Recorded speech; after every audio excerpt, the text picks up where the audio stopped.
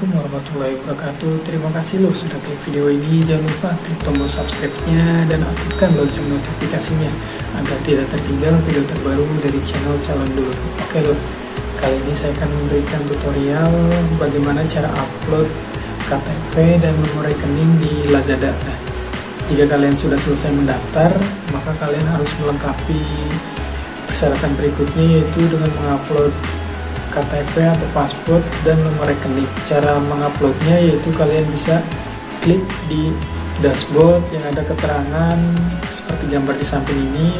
Ada keterangan yang harus kalian selesaikan, yaitu upload foto KTP ataupun paspor dan nomor rekening.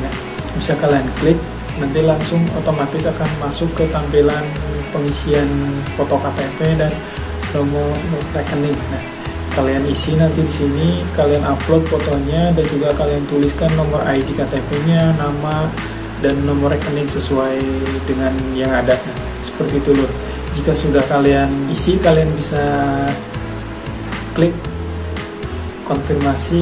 Nah, setelah klik konfirmasi, nanti kalian akan menunggu loh 1-3 hari pemberitahuannya untuk verifikasi nomor rekening dan KTP-nya.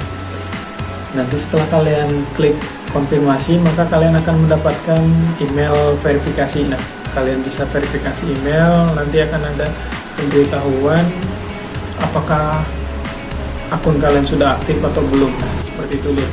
Itu tutorial untuk cara uploadnya, seperti itu. Mungkin itu saja tutorial singkatnya. Terima kasih.